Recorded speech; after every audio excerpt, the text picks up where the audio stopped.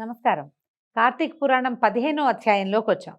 వశిష్ఠుడు జనక రాజర్షితోటి ఇట్లా చెప్తున్నాడు. ఓ జనక మహారాజా, ఈ కార్తీక మాసంలో శివకేశవుల ఆలయాలలో ఎక్కడైనా దీపారాధన, నృత్యము, గానము, దీపమాల సమర్పణము చేసిన వారు ముక్తిమోక్షాలని పొంది తరిస్తారు. ద్వాదశి నాడు ఆలయంలో కానీ మరెక్కడైనా కానీ ధూపదీప నైవేద్యాలతోటి ఆరాధించే వాళ్ళు విష్ణు సన్నిధికి చేరుకుంటారు. అంటే ద్వాదశి నాడు మనం తులసి చెట్టు దగ్గర పూజ చేసుకోవచ్చు, ఉసిరి చెట్టు కింద పూజ చేసుకోవచ్చు, నదీ తీరంలో సాలగ్రామ ఆరాధన చేసుకోవచ్చు. ఒకటి దేవాలయంలోకి వెళ్ళే చేసుకోవాలని లేదు, ఎక్కడైనా సరే మన ఇంట్లో కూడా విష్ణుని అర్చించిన వాళ్ళకి ఇలాంటి ఫలితం లభిస్తుందన్నమాట. అయితే ఇతరులు పెట్టిన దీపాన్ని పైకి ఎగదోసి ప్రజ్వలింపచేసిన వారి పాపాలన్నీ ఆ దీపాగ్నిలో భస్మమై వారికి శుభాలను కలిగిస్తుంది. కొండెక్కిన దీపాన్ని వెలిగించిన వారి పుణ్యం అపారం. అటువంటి వారిని చూసిన వారి పాపాలు కూడా పటాపంచలైపోతాయి. దీనికి సంబంధించిన ఒక కథ చెప్తాను వినమన్నారు. మనం దేవాలయంలోకి వెళ్ళినప్పుడు పక్క వాళ్ళు ఎవరో ఒక ప్రమిద నిండా నూనె పోసి పెట్టారు. అయితే దీపం వెలిగించి ఒత్తి వెలిగించి పెట్టారు, కానీ గాలికో చుట్టుపక్కల ఆడవాళ్ళ గబగబా నడుస్తుంటే వాళ్ళ చీరలు రెపరెపలకో ఒక్కోసారి దీపం మలిగిపోతుంటుంది. ప్రమిద నిండా నూనె ఉందనుకోండి, ఈ ఒత్తిని కొంచెం పైకి లాగి మన దీపంతో పాటు వాళ్ళ దీపం కూడా వెలిగిస్తే అది అత్యద్భుతమైన ఫలితాన్ని ఇస్తుంది. దీపంలో ఒత్తేసారు, కొంచెమే నూనె పోసారు, మనం మరి కాస్త నూనె పోసి ఆ దీపాన్ని ఇంకాసేపు వెలిగేందుకు అవకాశం ఇచ్చినా కూడా మహాద్భుతమైన ఫలితం ఇస్తుంది. సాధారణంగా మనం ఎట్లా చూస్తామంటే ఇప్పుడు దేవాలయాల్లో గమనించండి ఈ మాట, ఇలాంటివి మనం ఎందుకు వింటాము? కార్తీక పురాణాలు వినేసి ఒక రోకటి పాటలాగా వదిలిపెట్టేయడానికి కాదు, ఆలోచించటానికి. మనం దేవాలయానికి వెళ్తాం, ఎవరెవరో దీపాలు పెట్టుకుంటారో మనం ఏం చేస్తుంటాము, ఆ దీపాలు పక్కకు తోసి మనం దీపం పెట్టుకోవడానికి వెళ్ళి మనం కూడా పెట్టేస్తాం. పక్కకు తోస్తే పాపం వస్తుంది, నువ్వు దీపం వెలిగించిన పుణ్యం అంతా పోతుంది. అదేం పుణ్యం కింద లెక్క కాదు, నువ్వు తోసిన పాపం ఉండిపోతుంది. ఎప్పుడూ వెలిగే దీపాన్ని పక్కకు తోయకూడదు, ఇతరుల దీపాలని మలగజేయకూడదు. మలిగే దీపాన్ని వెలిగిపోయి వెనక్కి వెళ్ళిందంటే మలిగిన దాన్ని వెలిగించితే పుణ్యం. దీపం మలక్కుండా మనం పక్కకి మాత్రం తోయకూడదు. జ్ఞాపకం పెట్టుకోండి, దేవాలయాల్లో దీపాలు పెట్టేటప్పుడు చాలామంది పెట్టేస్తారు. మనం 10 పట్టుకెళ్ళద్దు, ఒక్క ప్రమిద పట్టుకెళ్ళండి, ప్లేస్ సరిపోతుంది. 9 ప్రమిదలు పట్టుకెళ్ళి నిండుగా దీపాలు పెట్టి మనకు ప్లేస్ లేదని ఆల్రెడీ ఉన్న వాళ్ళు ఎవరో పెట్టిన దాన్ని తరిమేస్తారు, పక్కకు దోసేసి కనుక పెడితే మనకు 9 దీపాల పుణ్యం కాదు, 16 దీపాల పాపం వస్తుంది. అక్కడ కాస్త జాగ్రత్తగా ఉండాలి. పురాణంలో అది క్లియర్గా చెప్పబడుతుంది. అయితే జనక రాజర్షికి ఒక కథ చెప్తున్నారు చూడండి. సరస్వతి నదీ తీరంలో ఒక శిథిలమైన దేవాలయం ఉండేది. నిష్ఠాగరిష్ఠుడైన ఒక యోగీంద్రుడు ఆ దేవాలయానికి వచ్చాడు. అయితే ఈయన ఏం చేశాడు, పాత దేవాలయము వెళ్ళాం కదా అని కార్తీక మాసం మానవ ధర్మంలో ఆచరించాల్సినటువంటి జపతప స్నాన సంధ్యాదులన్నిటికీ వీలుగా ఉంటుందని ఆ ఆలయాన్ని పరిశుభ్రం చేశాడు. ఏదో తనకు కావలసిన చారణ మేర ఊడ్చుకుని అక్కడ కూర్చుని దీపం పెట్టుకుని వెళ్ళిపోదామని అనుకోలేన దేవాలయం అంతా శుభ్రం చేశాడు. చక్కగా కడిగి ముగ్గులు పెట్టాడట ఆయనే స్వయంగా. పక్క ఊరికి వెళ్ళి ప్రమిదలు, నూనె, ఒత్తులు తీసుకొచ్చి దైవ సన్నిధిలో 12 ప్రమిదలలో దీపాలను వెలిగించాడు. కథలో చెప్పారండి 9 వెలిగిస్తారు సాధారణంగా, ఈయన 12 చేశాడు. నెలకొక దీపం చొప్పున లెక్క పెట్టుకున్నాడేమో మహానుభావుడు. చక్కగా 12 దీపాలు పెట్టాడు. దేవాలయం కళకళలాడిపోతోంది ధూపదీపాలతోటి. తాను పాటించే నియమాలనే పాటించుకుంటూ అక్కడే ఉండి దేవాలయం ప్రతిరోజు శుభ్రం చేయడం, ప్రతిరోజు కడిగి ముగ్గులు పెట్టడము, రోజు దీపాలు పెట్టడం. ఊళ్ళోకి వెళ్ళి దీపాలు నూనె తెచ్చుకుంటున్నాడు, ప్రమిదలు తెచ్చాడు కదా, నూనె తేవటం, దీపం పెట్టుకోవటం అనమాట. ప్రతిరోజు దీపాలను వెలిగించేవాడు. ఆ ఆలయంలోని కలుగులో ఒక ఎలుక ఉండేది. మనకు అన్ని చోట్ల కనపడతాయి ఇవ్వండి, సూపర్ మార్కెట్ల దగ్గర నుంచి దేవాలయాల వరకు ఎలుకలు లేని ప్లేస్లే ఉండవు.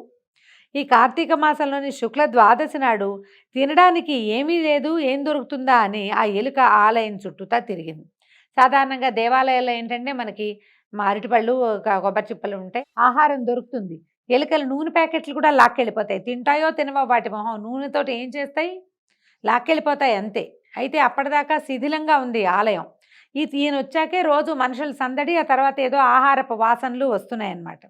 అదేం చేసింది, ద్వాదశి నాడు ఆహారం ఎక్కడా దొరకలేదు, లోపలికి వచ్చింది. ఈ దేవాలయాల్లో ఉన్న దీపాల్లో ఒక దీపం కొడిగట్టి వాసన వస్తుంది.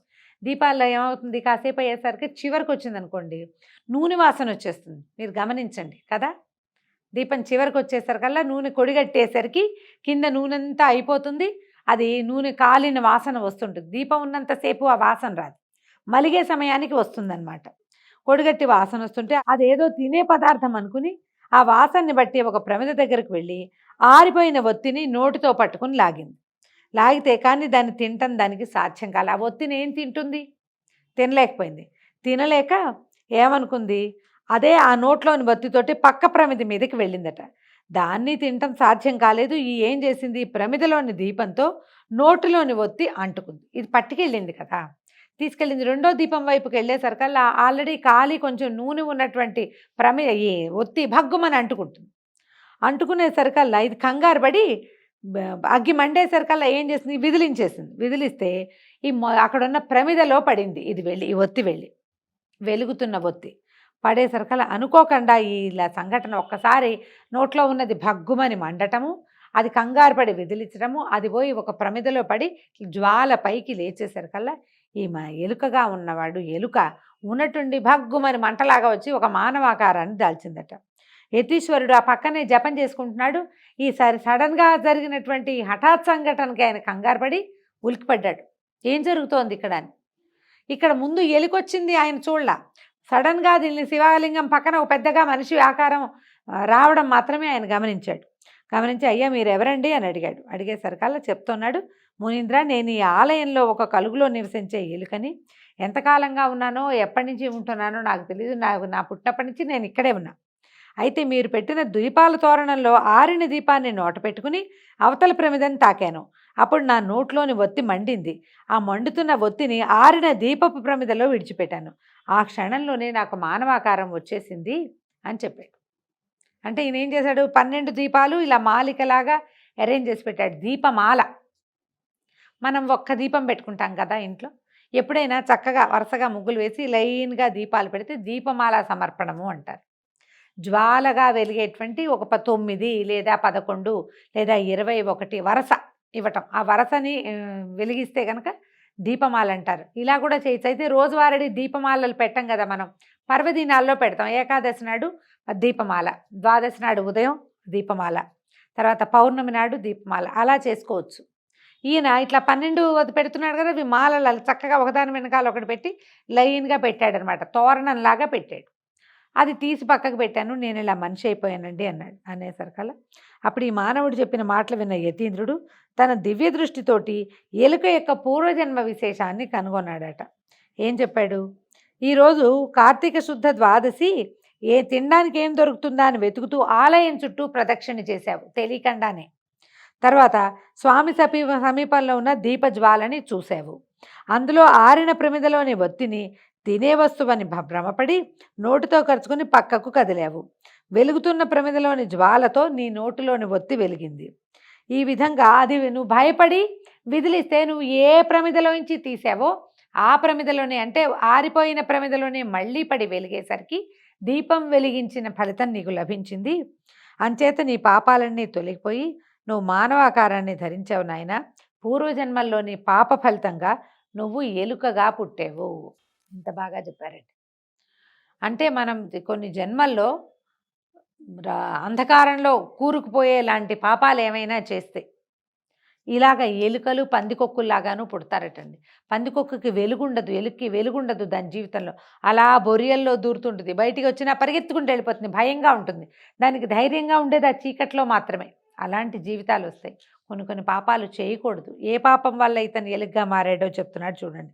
గడిచిపోయిన జన్మలో నువ్వు బాహ్లిక దేశంలో జైన మతంలో పుట్టావు. నువ్వు నీ కుటుంబ పోషణం అనే తాపత్రయంలో పడి ధనాపేక్షకు లోబడి స్నానం సంధ్యలను కులాచారాలను నిర్లక్ష్యం చేశావు. నీచులతోటి స్నేహం చేసినందువల్ల నీకు చెడు అలవాట్లు వచ్చినాయి. అంటే ఎవరైనా తమ ఇంట్లో ఉన్న ఆచారాలని అనుచానంగా వంశానుగతంగా వచ్చేటువంటి పూజా విధానాన్ని పద్ధతిని, పెద్ద పెద్ద పూజలు ఉండక్కర్లేదండి, ఇంట్లో ఏవో కొన్ని పద్ధతులు ఉంటాయి. ఈ గుడికి వెళ్ళాలి, ఈ దేవుడికి ఏదో ఇవ్వాలి, ఈ పండగ ఇలా చేసుకోవాలి, ఈ పండగ నాడు చాకలికి పెట్టాలి, ఎవరికో పెట్టాలి, ఇలాంటి పద్ధతులు ఉంటాయి. వాటిని పాటిస్తే చాలు. ఇప్పుడు ఎవరో చేసే పూజలు, ఎవరో చేసేటువంటి యజ్ఞాలు మనము చేద్దాం, హోమం చేద్దాం, ఇలా ఆలోచించక్కర్లా, అంత పెద్దవి చేయక్కర్లా. మన ఇంట్లో ఏది ఉందో, మన కులాచారం ఏదో, అంటే మనం ఒక గుంపుకి, ఒక సమూహం, కులం అంటే అదొక పెద్ద పదంగా ఉంటుంది. నిజానికి అంత పెద్ద పదంగా దాన్ని ఆలోచించకూడదు. మనం ఏ గుంపుకి చెంది ఉన్నామో, ఎలాంటి సమూహంలో ఉన్నామో ఆ సమూహానికి చెందినటువంటి ఆచారాలు, సంప్రదాయాలు, నమ్మకాలని పాటించాలి.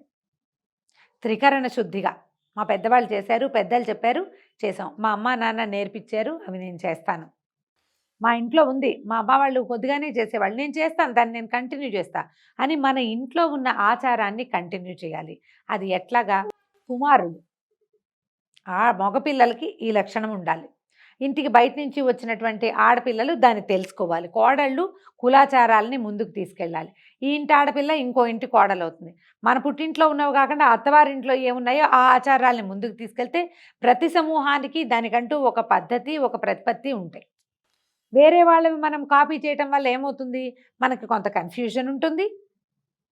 ధర్మాల పట్ల భయము, అనుమానము ఉంటాయి. అదే మన సమూహంలో అందరూ చేసే దాని మీద మనకి ఏ భయం ఉంటుంది? రోజు వండే వంటకి భయమేమిటి? కొత్త వంటకానికైతే చాలా కంగారుగా ఉంటుంది. ఇవి కూడా అంతే. ఆచారాలు, సంస్కృతి సాంప్రదాయాలు కూడా అంతే. మనది సంప్రదాయం ఏదో దాన్ని అనుసరించాలి. దాన్ని ఎప్పుడైతే వదిలిపెడతామో మనం వేరే సంస్కారాల్లోకి వెళ్ళిపోతాం.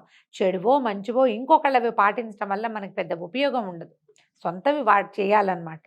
ఈ చెడు అలవాట్లొచ్చాయి. ఆ కారణంగా మద్యపానం చేస్తూ వ్యభిచారం చేసేవాడివి. ఈ విధంగా నువ్వు చేసిన దురాచారాల వల్ల, దేవతారాధనకు దూరమైనందువల్ల ఈ జన్మలో ఎలుకవై పుట్టావు. ఆలయంలో జీవిస్తున్నందువల్ల నువ్వు జన్మాంతరాల్లో చేసిన పాపం అంతా తొలగిపోయింది. కర్మ పరిపక్వత కలిగింది. నీకు మానవ జన్మ లభించింది ఆయన.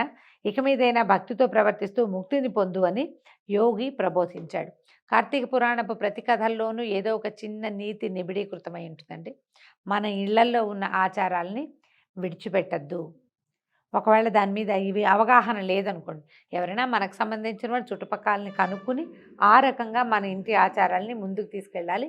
ధైర్యంగా వెళ్ళిపోతాం మనం. భయమేదు ఇంకా మనకి. దీంతో 15వ అధ్యాయం పూర్తయింది. రేపు ఉదయం మళ్ళీ కార్తీక పురాణం 16వ అధ్యాయంతో కలుసుకుందాం. నమస్కారం.